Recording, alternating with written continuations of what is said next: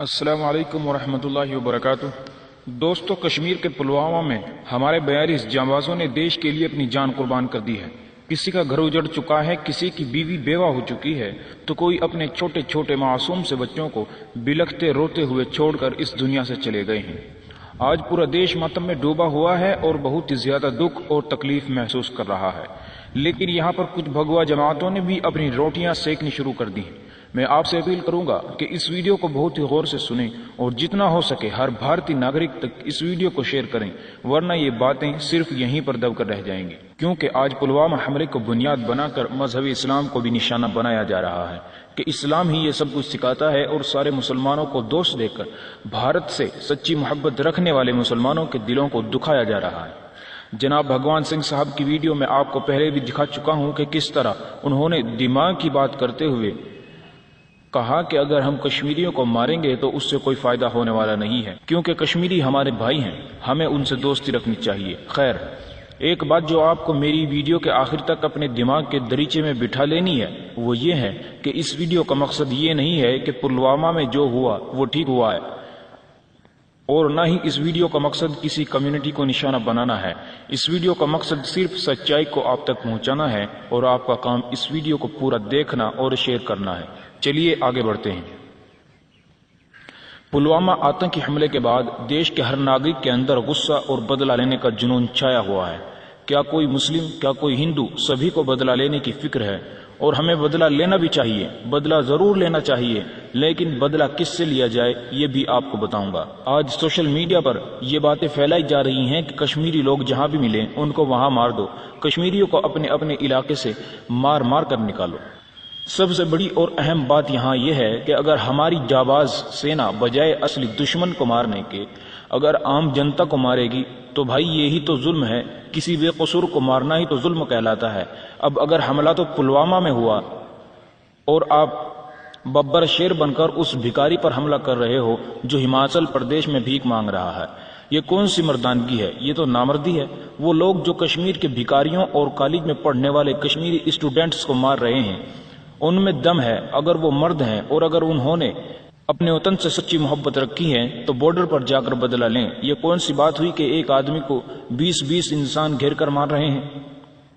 یہاں یہ بات بہت ہی زیادہ اہم اور سمجھنے کی ہے کہ ہماری لڑائی کشمیریوں سے نہیں، کشمیر کے لیے ہے۔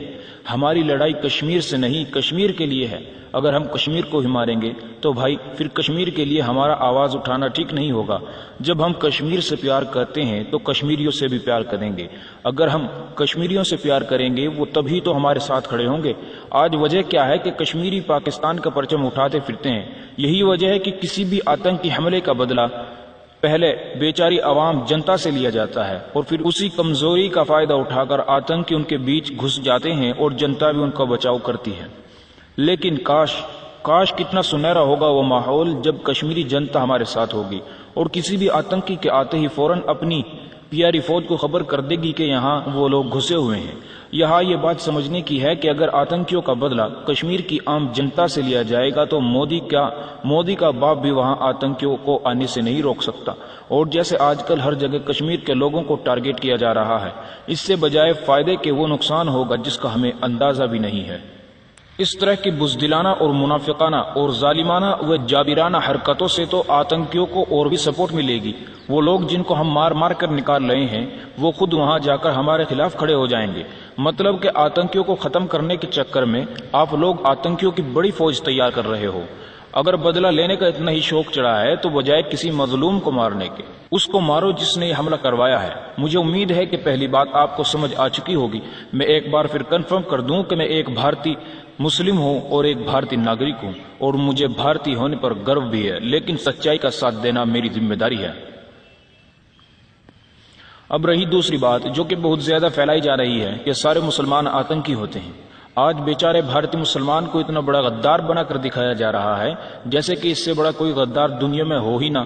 پہلی بات تو یہ ہے کہ آتنکیوں کا کوئی دھرم نہیں ہوتا۔ دوسری بات یہ کہ صرف ایک مسلمان کی وجہ سے یا چند مسلمانوں کی وجہ سے پورے مذہب اسلام کو دوست دینا بالکل غلط ہے۔ یہ آئینے کا الٹا رخ ہے، اس کو پلٹنا بھی ضروری ہے۔ اگر صرف ایک انسان کی وجہ سے اس کا دھرم ہی غلط ہو جاتا ہے اور اس کی ساری قوم ہی آتنکی بن جاتی ہے تو اس غدار کے بارے میں آپ کیا کہیں گے؟ یہ ہے دیش کا غدار دھرو سکسینہ جو مدھیہ پردیش سے ہے۔ اس دھرو سکسینہ نے انڈیا کی جاسوسی کر کے پاکستان سے 40 کروڑ روپے لیے۔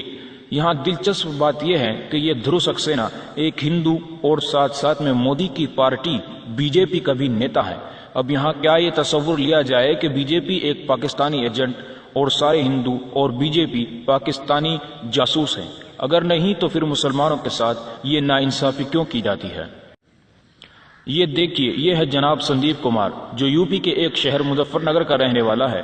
اس کو ہماری فورس نے مٹبھیڑ کے دوران پکڑا ہے اور یہ سندیپ کمار کشمیر میں لشکر طیبہ کے لیے کام کرتا تھا۔ یاد رہے کہ اس سے پہلے بھی کشمیر میں کئی ہندو آتنکوادیوں کو مارا جا چکا ہے۔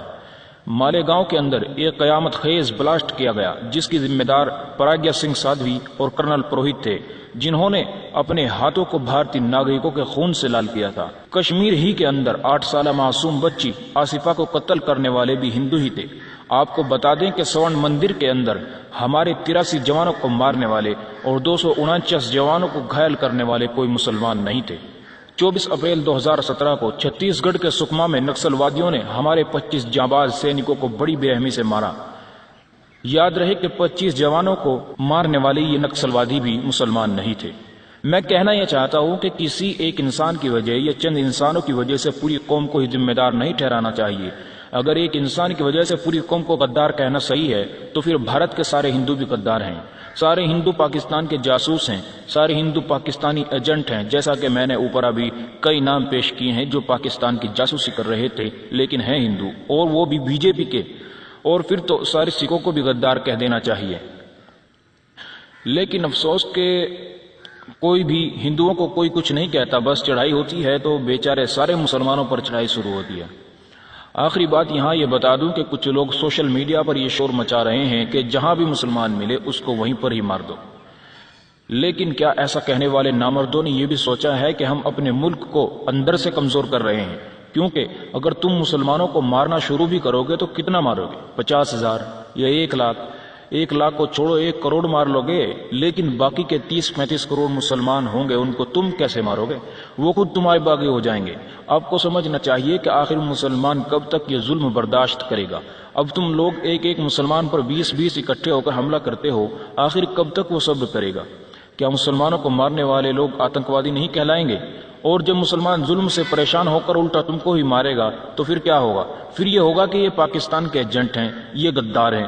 لیکن جب مسلمانوں کو مارا جا رہا ہے تب ان نامردوں کو کوئی کچھ نہیں کہے گا۔ بھائی بات صاف ہے کہ جب کسی کے اوپر ظلم ہوتا ہے تو وہ اپنے بچاؤ کی لڑائی ضرور لڑتا ہے۔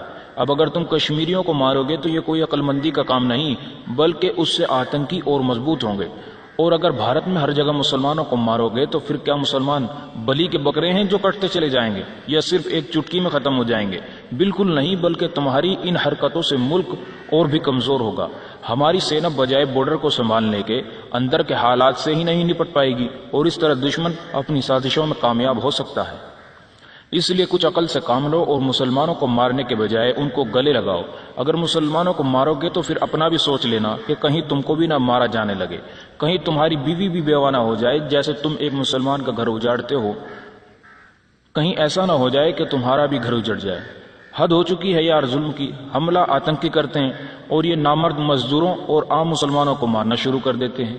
آخر میں یہی کہوں گا کہ ہم آہ بھی کرتے ہیں تو ہو جاتے ہیں بدنام، ہم آہ بھی کرتے ہیں تو ہو جاتے ہیں بدنام، وہ قتل بھی کرتے ہیں تو چرچا نہیں ہوتا۔ بھارت کا مسلمان بھارت کا وفادار تھا اور ہے اور رہے گا۔